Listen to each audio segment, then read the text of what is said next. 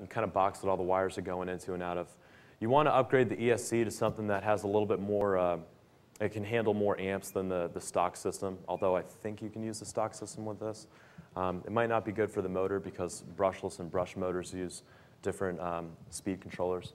But you just wire this together. Maybe you're going to have to cut out a little bit more foam to fit this guy in there. The wire's a little bit thick, but we just kind of place it in there, make some incisions. You see there's kind of a hole up towards the front. There's another servo cable coming out. The servos are literally just pushed in the side, and I hold them in place with tape on the outside. And those go to our control rods. So now here I've stuck the receiver in.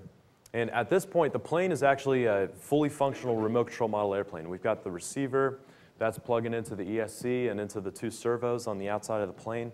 So this guy can fly under manual control. The brushless motor is from, I want to say Hymax. It's a Hymax. I can't remember the exact model number. If you go on the DIY Drones website, they have it all. They've got it all there. And this is what the finished system looks like. Unfortunately, my camera kind of broke, so I couldn't take any pictures integrating the autopilot. But we have everything under that front hood there. And you can see the antenna coming out for the video transmitter. So you literally just plug everything in, just like we had the systems diagram, as I showed you earlier, and it's ready to fly. So, the payload. Okay. So like I mentioned, that board camera, this is my $18 board camera. A pan tilt system is going to allow you to kind of slew this and target it independently of the aircraft's movement. So obviously, the way that you want to fly this, if you want to kind of be a badass, is to get this guy up there. You give it its different waypoints. It just goes up there. It's flying its route, and then you can take control of the camera. So the coolest way to take control of the camera, if I may borrow from my military roots here, is to mount a gyroscope inside your good old bike helmet. You put this guy on top, right? And of course, we're safety-conscious people, so we're going to snap this in. All right. And this is going to attach this gyroscope. I didn't put it in the slide. If you search head mount gyro, you'll get it. I think it's called a R2 head tracker. But anyways, this guy's going to attach to your RC transmitter. And then you can don your super awesome video goggles like this. Okay. I know, I look like somebody out of Star Wars right now, don't I? But then all you need to do is just to press a switch on your video transmitter, and then however you move your head is going to slew the camera in 2 axes.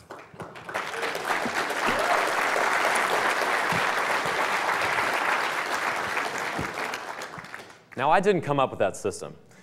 The only kind of contribution I made to the community was the idea of mounting it under the wing instead of right here. Usually they won't put this foam canopy on and they'll have the camera up top. But I thought, man, that's not cool. I can't look underneath the plane. And what if my target goes behind the plane? Then I got to turn the whole thing around, kind of put the nose down. Eventually I'm going to hit something. So if you mount the camera underneath using these micro servos, which you can get from any model airplane store, and a $20 pan tilt system, it's literally just a couple gears, as you can see there, then you can slew this camera almost 180 degrees behind you and to the left and whatnot.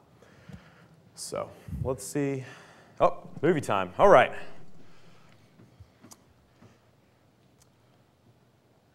So what you're going to get when you incorporate that entire video system there, looking at the grass, upside down, grass. Man, this is bad. Okay. It's going to look something like this. Yep, it works. Okay, we can take off now. I was getting a little nervous every time I put this up there because, this is like a month's pay. We're going to take off. There we go. All right, so we're airborne. So when you fly this thing, the first thing you want to do is just get up to altitude. Model airplane guys call this 2 mistakes altitude. For me, I'm not really too quick on the stick, so I guess it's like 1, maybe 1.5. But you get it up there, and then you literally just flip a switch. The RDPilot system currently has 3 modes. Manual, it has autopilot, and it's just going to fly its route, and then RTL, which stands for return to launch. So here we're kind of slewing the camera a little bit. As you can see, the video resolution is pretty good. You can see people walking on the sidewalk there, right below us. Yeah, it was really windy that day that we took this video, so that's why we're kind of shaking all over the place going downwind. But as we make a left-hand turn here in about a second, we'll really stabilize out. And at this point, we are completely hands-free. We're just checking out the video feed, you know, sipping a Long Island, and sitting back. So let me see if I can get to the interesting parts. We got bored just kind of flying around after a while, and we decided, let's see if we can follow people.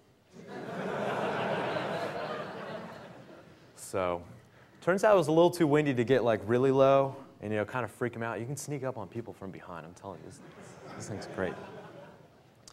But we, oh, damn you, Vista. There we go. Where did we start following the bus? Yeah. Buses, where are you? Here we go. Nope. Apologize, my video editing skills were like terrible. I eventually gave up trying to work Vegas Pro. Oh, we got a question. What's the legality? Can you just fly anywhere without any permit, or are there any restrictions on how much you can fly these things? So, I think you're not allowed to fly in like restricted zones. You know, if any of you are private pilots, you might be able to answer this question better. But I think. So how are you able to fly in DC then? In DC? Yeah, there's major. Well, it doesn't require a pilot's license to fly. No. We'll talk about legal issues. We're dealing with model airplane rules here. But basically, as the rule of thumb, I think if you wouldn't fly a Cessna over it, you probably shouldn't be flying this over it, especially when it's transmitting back to you and they can kind of, you know, direction find your position, because that wouldn't be good. Stall speed depends on how much payload you stick in the plane, but I think you're looking about 20 miles an hour. When you really crank it, you can do 60, maybe 70 miles an hour on this plane. Yes? Couple questions. What's your hull weight? How big's your battery? And how long's your flight? Very good question. I should have put this in a slide. So lithium polymer batteries have kind of made news recently because they're being used to power all the electric cars that, you know, Detroit is still trying to figure out. And I didn't think it was that hard. But what you want to do is you want to go out. There's a website called, Hobby King, hobbyking.com. The Chinese right now are making the best lithium polymer hobby cells. And for $20 or $30, you can get all the way up to like a 4,000 milliamp hour LiPo battery. That's going to be about as long as a Hallmark card and you know, maybe about a ½ inch thick. It's going to weigh a bit depending on how much energy density you have. Or I'm sorry, they all have the same energy density, but you know, depending on the rating of the battery. Right here, I'm flying with a 1,500 milliamp hour battery, and with that, I can keep the plane up in the air for about 45 minutes. If I want to put a larger battery up, obviously you kind of got to keep your throttle up a little higher to keep the plane up. But the best system I have right now, I can keep this plane airborne if I'm just kind of loitering around and not doing anything high speed or crazy for over an hour. So you're looking about an hour 15 minutes. Honestly, after about 20 minutes, your neck kind of gets a creak and you're like, man, it's cold out. I'm going inside. So that's kind of the battery situation. It really is up to you, but LiPo batteries are the way to go. Forget, you know, NiCads and nickel metal hydrate batteries. Yes, sir? Michael, if the plane goes down, are the radios on board enough to find it? Yeah, so, I mean, this thing doesn't stop transmitting when it hits a building. So. Oh, yeah, you got video. I mean, you're going to have a lot of interference and everything, as we found out when we hit a tree yesterday. Like, oh, that looked pretty gnarly just from the video feed. But, well, yeah. So if you're using the telemetry, the ArduPilot system is sending its GPS coordinate to the ground station as soon as it gets it and processes that information. It's also sending other information like airspeed, heading, next waypoint. And you can configure it however you like. The best thing about ArduPilot is it's open source, open hardware. So, I mean, I'm sure you guys could do more with it than I can. But yeah, if the plane goes down, you have its last position data. And as long as it hit the ground and isn't currently moving, then you could probably go get it. The worst thing is when something kind of flips out and it just keeps flying. Because at some point it's just going to like fly over the horizon and you're going to be like, oh man, I don't have enough gas money to go get that. So, yes? Two questions. One, what's your total payload? How much can you actually lift with this? I haven't actually calculated it out, and I'm really not qualified to answer that. But if I had to give a rule of thumb, I'd say probably, you could probably get a ½ pound up, but usually you're talking ounces, like 6 ounces is ideal. But actually, I don't know, you might be able to do more. It all depends on the airframe and what you're comfortable with.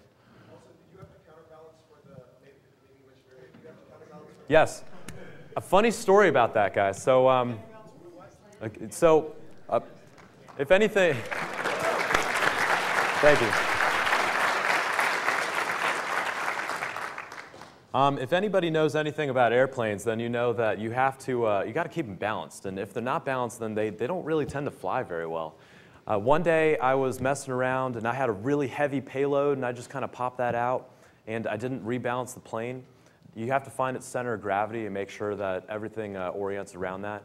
And with any model airplane or any plane, they'll tell you where the center of gravity is supposed to be in relation to the wings and to the fuselage, and you have to keep the plane balanced within those bounds. So I didn't do that one day. I put the plane up and I was like, man, this thing's flying really funny. Anyways, when we came down to land, it stalled out and then just did a nosedive from about 60 feet up. So that was the end of that. That was the end of that model. But you know, the best thing about foam is, you know, you can just, you know, take all the electronics out, put it in another foam fuselage. I didn't put prices on the slides intentionally because a lot of this stuff depends on your own setup and how you want to do this. But the foam model here, if you don't buy it with all the model airplane electronics and accessories, you can just get the foam wings, fuselage, you know, tail, elevator, everything for about $60. So, you know, if I really mess this up and I can't glue it back together anymore, then it's not a big deal. I just, you know, go call my parents and, hey, hey guys, I need some more dough here. So, another interesting thing that you can do with these is you can fly at night. So, with that $18 board camera, like I mentioned, we have a really low lux rating, which means that we can kind of see in the dark. Mostly, you use infrared lights to kind of illuminate what a camera's looking at.